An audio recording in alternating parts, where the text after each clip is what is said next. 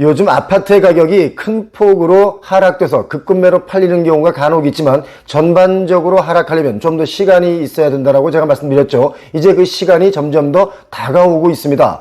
22년, 23년, 24년 계속 집값이 오른다는 말 때문에 작년, 재작년에 영끌하신 분들, 비투하신 분들 많이 계시죠. 그분들이 이제 정말 괴로워지기 시작했습니다. 부동산은 다른 재화에 비해서 거액이 드는 재화이기 때문에 대출의 의존도가 높을 수밖에 없죠. 집을 사면서 대출 없이 집을 사시는 분들은 거의 없을 정도입니다. 우리나라의 독특한 내 집에 대한 열정, 그리고 부동산은 배신하지 않는다, 이런 생각이 지배적이었기 때문인데요. 이제 역사적 과도기를 겪으면서 그 개념도 조금은 바뀌어야 할 것 같습니다.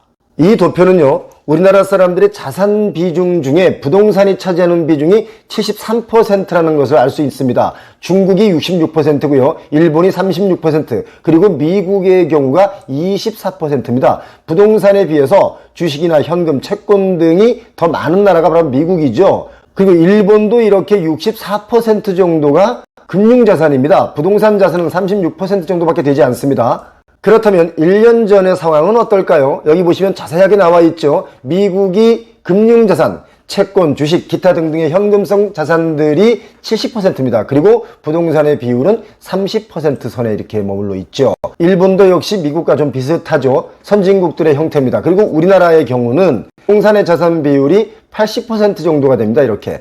그러니까 미국은 금융자산, 비금융자산의 비율이 7대3이고요. 한국은 금융자산과 비금융자산이 비율이 2대8입니다. 비금융자산이 훨씬 높습니다. 비금융자산이라는 게 부동산을 말하는 거죠. 이렇게 된 이유는 지난 30년간 미국의 다우지수를 보면 알 수 있습니다. 미국인들은 금융자산을 더 소중하게 여기는 이유가 다우지수가 12배, 지난 30년 동안 12배가 올랐죠. 한국은 2배 올랐습니다. 그러니까 12배 오른 것과 2배 오른 것의 차이를 보면 여러분은 주식에 투자하시겠습니까? 아니면 부동산에 투자하시겠습니까? 미국인은 이래서 금융자산의 비율이 더 높은 것이죠. 한국의 부동산 지수는 90년대에 비해 4배가 올랐습니다. 주식은 2배 올랐죠. 그래서 부동산 자산에 더 열광을 하는 거죠. 여기에 배경이 또 하나 있습니다. 우리나라의 주식시장 환경은 좀 안정적이지가 않았었습니다. 그래서 사기꾼들이 판을 쳤죠. 물론 최근 몇 년 동안은 우리나라 금융시장도 글로벌 규격에 맞게 성장을 했죠. 아주 엄격해졌습니다. 이 이야기는 차후 영상에서 다시 한번 자세하게 다뤄드리겠습니다. 요즘 저에게 많은 분들이 찾아오시는데요. 그 가운데 영끌하신 분들이 정말 힘들어하는 그 사례를 통해서 여러분께 말씀을 드려보도록 하겠습니다. 집값이 고공행진을 하던 2년 전, 그때 아파트를 매수한 직장인 40대 후반인데요. 김모 씨의 사례입니다. 금리 인상 걱정에 잠을 못 자고 있습니다. 4억 대출을 받았거든요. 그런데 대출받을 당시는 금리가 2.6%였습니다. 그래서 월별로 본다면 한 달에 213만 원 정도를 상환을 했는데요. 이걸 월별로 좀 볼까요? 대출 4억에 2.6%의 이자다. 그러면 월 상환액이 대출 이자만 86만 원이 들어갑니다. 원금은 127만 원 정도가 들어가죠. 원리금 균등 상환에 의해서 이자는 조금씩 이렇게 줄어들지만 원 납입금은 이렇게 늘어나게 되죠. 그래서 아무튼 월로 따진다면 213만 원 정도를 상환하게 되죠. 자, 그렇다면 이 이자가 4.9%로 늘었습니다. 4억 원일 때 4.9%면 월 260만 원으로 껑충 뜁니다. 월별로 볼까요? 대출 이자만 163만 원으로 늘어납니다. 그러니까 86만 원에서 163만 원으로 거의 2배가 뛰게 됩니다. 자, 그런데 금리가 여기서 그치는 게 아니죠. 지금 계속 오르고 있죠. 그렇게 되면 지금 연말의 대출 금리는 8%를 찍을 수 있다라고 예측하고 있습니다. 자, 4억을 대출 받았을 때 연말에 금리가 8%라고 얘기를 하면 월 334만 원을 상환하게 되죠. 월별로 볼까요? 이자만 266만 원이 나갑니다. 어마어마하게 늘어나게 되는 겁니다. 월 상환 금액도 껑충 뛰죠. 334만 원 정도를 월 상환 금액을 내야 됩니다. 대출 4억을 받은 분들도 있지만 좀 심하게 받으신 분도 있죠. 6억의 대출을 받으신 분들이 상당수가 계시죠. 이럴 때 체크해 보겠습니다. 2.6%일 때는 월 상환액이 320만 원이고요. 6억을 대출 받았을 때 지금의 이자율 4.9%라고 본다면 392만 원 정도를 상환하게 되죠. 그런데 6억을 대출 받았을 때 금리가 8%로 뛰게 되면 어마어마하게 늘어납니다. 500만 원이 훨씬 넘습니다. 이렇게 폭등하는 이자를 과연 영끌하신 분들이 감당할 수 있을까요? 이 정도 이자를 감당하려면 수입이 많아야 되는데 수입이 많은 분들은 이렇게 영끌까지 안 하고 그냥 현금 주고 샀겠죠. 제게 상담 오신 분의 급여를 보니까 매월 실수령액이 한 500만 원 선을 받고 있었습니다. 월급을 다 갖다 바쳐도 지금 모자랄 판이죠. 월 수령액 500만 원도 상당히 연봉이 센 편입니다.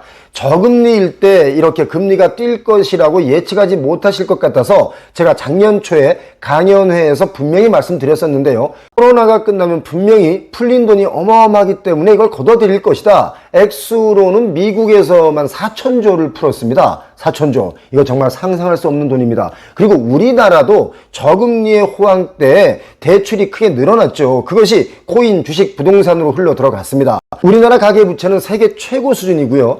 부채 증가 속도는 경제협력개발기구 OECD 국가들에 비해서 6배가 높습니다. 엄청난 거죠.